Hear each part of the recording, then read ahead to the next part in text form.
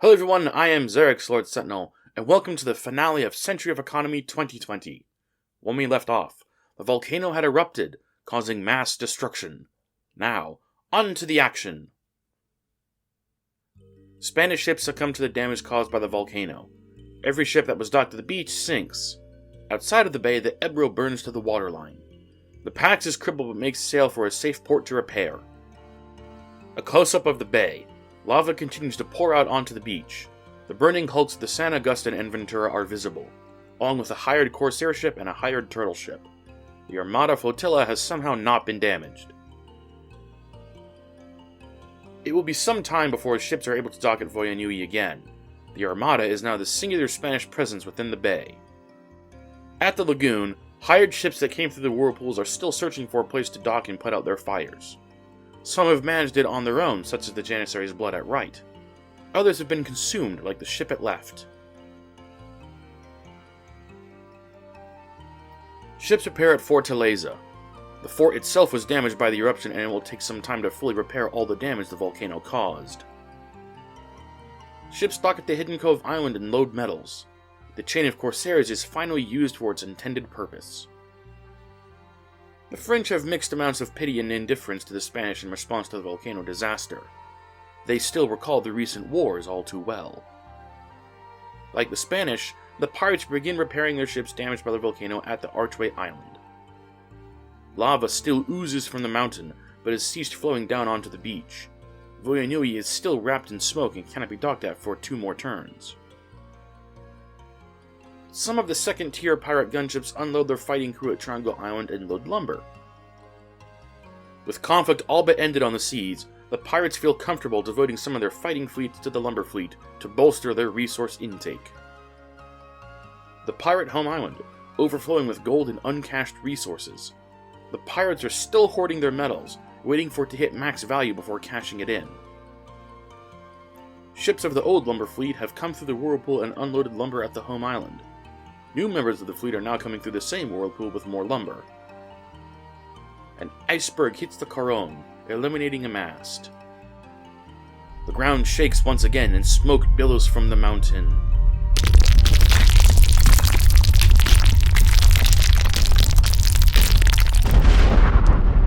Voyanui erupts a second time.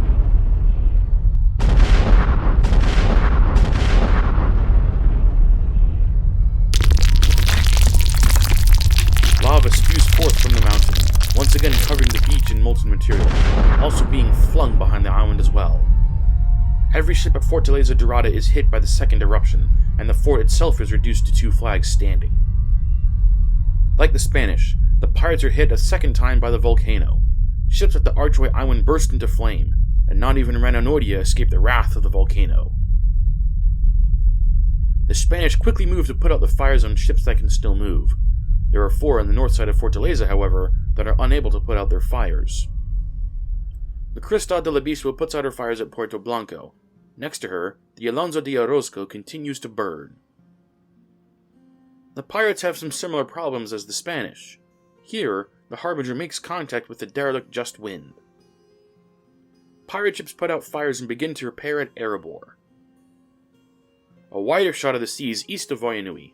Archway Island was damaged by the second eruption of Voyanui, but is still a safe port for the pirates to repair their ships.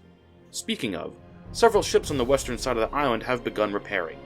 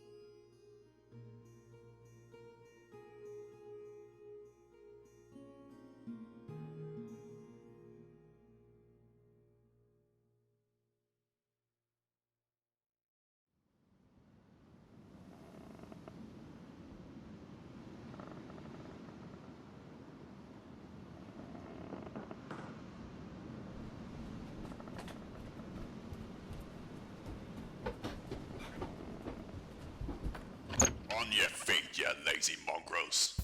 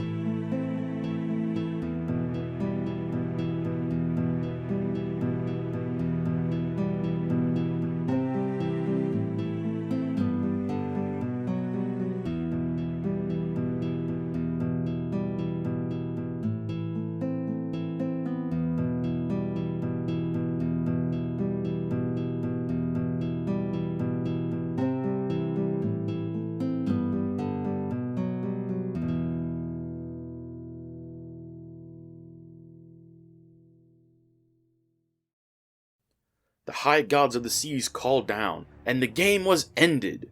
Resources were cashed in, golden ships were counted, and a winner decided. In 6th place are the English, who were eliminated on the very first day of action. They started the endeavor in HMS Hyena, and made quite a lot of noise in the very early game, as the first to explore both the lagoon and Voyanui, as well as nearly sinking the Acorazado. However, early conflict with the Spanish and several negative UTs hitting the Hyena at once took them right out of the game 2 hours after it began. In 5th place are the Cursed, who were obliterated by the pirates. The Cursed made a huge tactical mistake when the pirates attacked them, spending 400 plus gold on sea monsters, creatures, and support ships when they should have launched sail and spar gunships to combat the pirates. In 4th place are the Americans, who were eliminated by the Spanish. The Americans instigated the war with Spain and paid for it.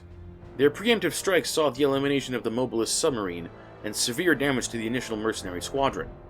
Their early success was the only true success they would see, as the Spanish came after them hard and with a vengeance. The French also had a hand in the downfall of the Americans, passively taking islands from them and cutting off their gold supply. In 3rd place are the French, with 64 ships afloat and 3,824 gold to their name. The French started mostly passive, launching gunships only when the Cursed attempted to use their sea dragons on the French. The French built a trading port on almost every island they explored, at one point controlling 5 resource islands. They traded with the pirates on and off throughout the entire game. French ambition led them to start a war with Spain, a war they would not win, but not exactly lose either. This was their ultimate undoing, as they lost control of several of their islands, some permanently. They did help the Spanish sporadically after the pirates attacked, using the ability of the Bone Temple Island to freeze certain pirate gunships in place for a turn or more. What they lacked in overall combat they made up for with some of the best industrialization in the game, building several trading ports, multiple forts, and 2 level 5 colonies across the northern and northwest ocean. In 2nd place, with 158 ships and 5,406 gold to their name, is the Pirates. The Pirates very quickly built up their fleet, with help from nearby valuable resources. They looked to expand beyond their home waters and saw the Cursed as the weakest of their neighbors. They assembled a battle fleet and sailed south in numbers, catching the Cursed by surprise and eliminating them after a brief but bitter war.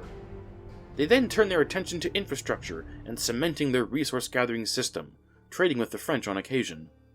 They quickly built and maintained at least 4 level 5 colonies and 3 military ports. Their domain stretched from the very northern edge of the ocean all the way to the very southern edge of the ocean. Their attempt to move west and conquer the factions living there was thwarted by the efforts of the Spanish and the French. They did catch the Spanish by surprise at Voyanui, but were unable to break through Spanish lines completely and attack Spanish home waters, which was their overall goal. The armistice was proposed by the pirates themselves after growing tired of the conflict with Spain and losing more ships than they thought they would.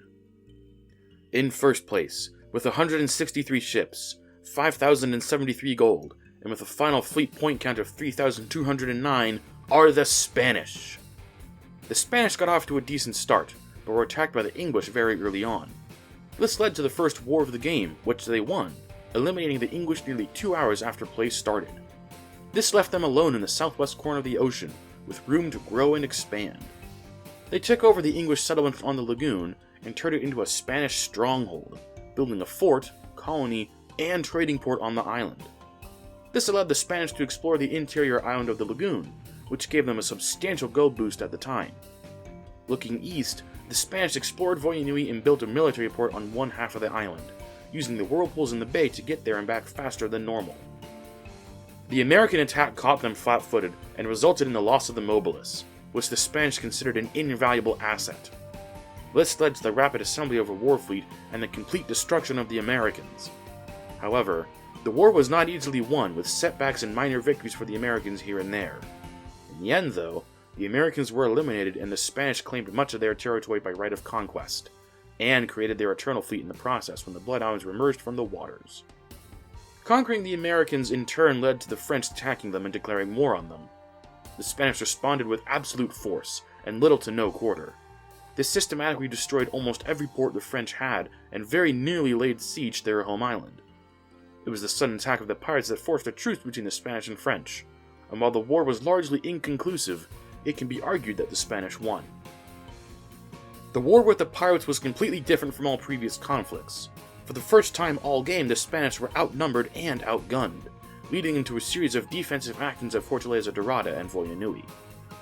The numbers discrepancy led to mass launchings of hired gunships. At one point, almost the entire Jade Rebellion fleet was under Spanish control, and large numbers of mercenary ships as well. This led to a very interesting Spanish fleet, as when the final counts were made, more than half of their fleet comprised of hired ships. And that concludes Century of Economy 2020, the longest campaign we have yet played, and the largest one as well. The final point in ship count between just the Spanish, French, and pirates comes out to around 6,981 total points in play, with 386 ships in play when play was ended. For me, this was certainly the best part of the 2020 year, and as I previously said, this was the longest game we've played, with the first action happening on May 24th, and the final shots taken on September 19th to 20th. However, not all of that time was spent on the game, due to personal reasons and other outside forces, resulted in almost a month of cumulative non-play. Furthermore, as I am posting this, it is now well into 2021, and I had originally thought I could finish all the reports by Thanksgiving of 2020. Hopefully, I'll be able to stay on top of reports for the 21 game, which should be starting sometime in the next couple weeks. As always, if you want to see what happens next, make sure you're subscribed. If you liked what you saw, hit that like button. Thank you so much for watching, and I'll see you all next time.